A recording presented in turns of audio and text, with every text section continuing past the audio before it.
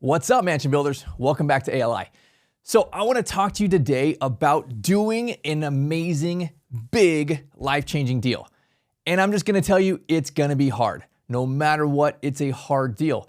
And if you're in the middle of it, in the thick of it, and you're like, oh my gosh, is it supposed to be like this? Is it supposed to be this difficult? I see people being successful and it just looks easy and natural to them. It is supposed to be hard. It will always be hard. If you want to do something amazing with your life, if you want to have financial freedom, if you want to have time freedom, if you want to put in the hard work, man, it's way harder than you think it's going to be. Take whatever's in your head and probably times it by 10. And then at least you'll have good expectation, right? It might not be 10 times harder, but it's definitely harder than you think. So this is the point, right? This is the hurdle. Most people cannot do this. Most people will be poor and broke and fat and lazy all the way till the end of life. I don't want to be anything like those people. The people that work with us don't want to be anything like those kind of people. If you are motivated to do something that changes your world, right? It changes your family's life. It literally changes the lives of people in your city. If you want to build an awesome mansion, if you want to take care of people, if you want to set up for early retirement, make amazing money, be able to retire your parents, put your kids in private school, whatever your dreams and why is, it is going to be a buttload of work. And most people are not willing to put in the time to be able to do that. It doesn't have to be business or assisted living, right? You look at professional athletes, you look at musicians, you look at academic people.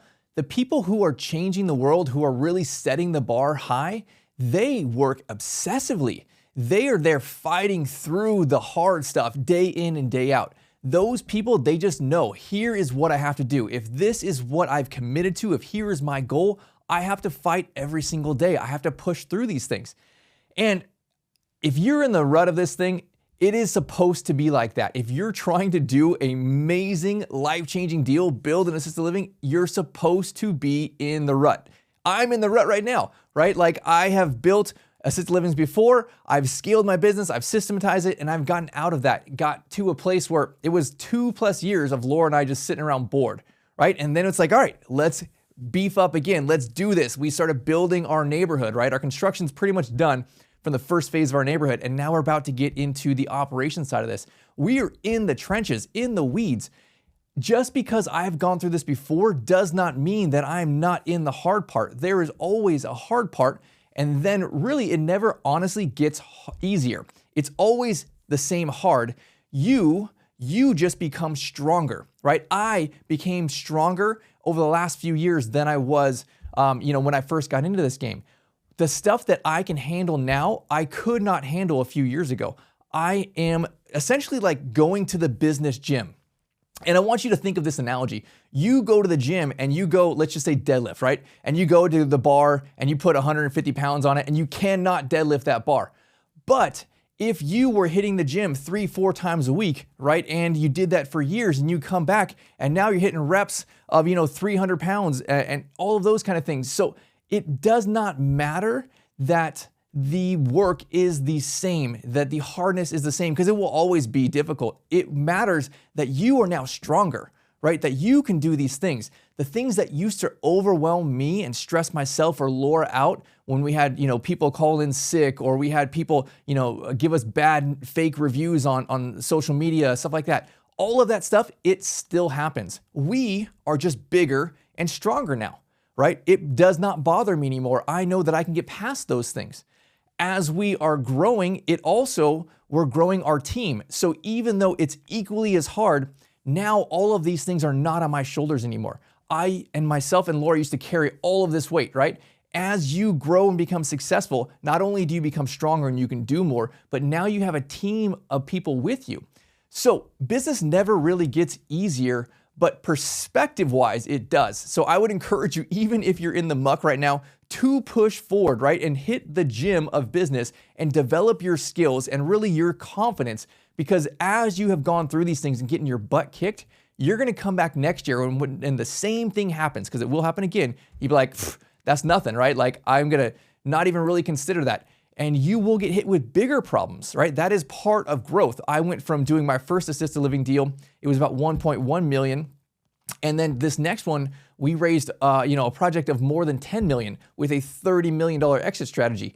That is something I could not have done 5 years ago. I was not strong enough to do that. I was not growing myself enough in my development process in business to be able to do that. So it doesn't matter where you're at now. If you are still trying to do your first big deal, man, get out there, get yourself beat up, go to the gym of business every single day. It is okay. It is normal that you're getting your butt kicked, right? Just keep pushing forward. It does get easier from a perspective because now you are stronger. Now you have a team of people around you. And then you can start doing bigger deals. You can start expanding and growing and really getting to that place now where it's like, okay, well, even though all of the challenges are still real, it's just people problems. Every single day, there is people problems. It's not going to get any better. Your staff will have drama. They will talk crap. They will, call in sick. They will no call, no show. They'll do all the things. It doesn't matter if you will never have the perfect business.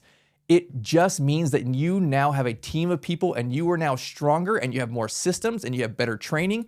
It becomes not a big deal. It becomes part of just the day-to-day and you can scale and move past those things. Where when you're first starting out, it's like, this is gonna put me down. This is gonna ruin my day. That's totally fine, but do not quit. Push through those things, grow yourself and get bigger and stronger. So I wanted to hit this next point that really there's a difference between you're in the business struggle, which is normal, and I have a bad deal, right? You can be doing all the things, going to the business gym, growing yourself, and working towards stabilization, financial freedom, or you could be in the business gym just getting your butt kicked day in and day out with no end in sight and no chance for financial freedom. It really goes back to, are you doing a good deal? Because you know what? A lot of times I see people trying to get into the REL space and they're doing the 6-bed, the 8-bed, the 10-bed. Man, put the pencil to paper. It is not a good deal. There is no path to success at this. And if you're doing that, if you're operating it and you feel like you're in the weeds and just you can't get your head above water, you don't have the income to pay for the manager and the chef and the staffing that you need, and you can't cover overtime and all those kind of things, that does not change. That's bad deal structure.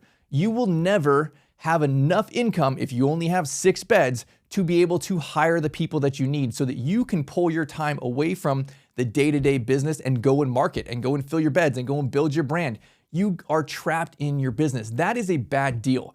Don't get those two things mixed up. If you are in the weeds and it sucks, man, do you have a path to success? Because honestly, if you don't, then maybe you should just consider selling. I know people who are in this space and they'll get to 5 or 7 RELs just so that they have enough income to hire a floating manager, that they have enough income to be able to pay themselves a reasonable salary. I think that sucks. I would not do that. I want to do one big life-changing deal. I can bring in investor partners. That's totally fine. I can still keep 70, 80% of the deal and make $30,000+ a month, have a massive exit strategy on the real estate side to cover my retirement.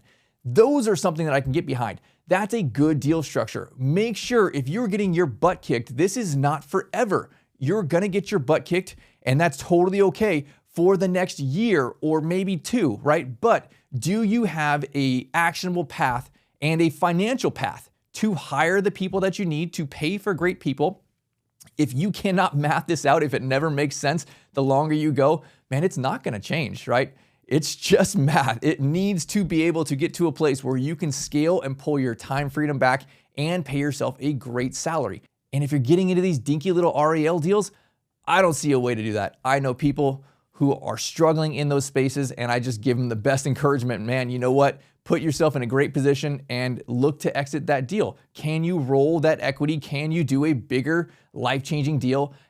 Post that, right? You now have equity, hopefully, in the real estate and you have experience.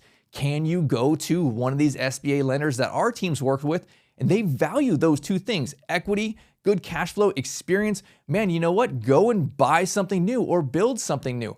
But make sure as you're going through this business school of hard knocks that you have a way forward, that you can get through the hard stuff and get to that really the goal, right? Like I want to get back to that place where Laura and I are past the hard stuff, right? We have probably another year or so and we'll be past all the hard stuff with the operations, the scaling, building the team.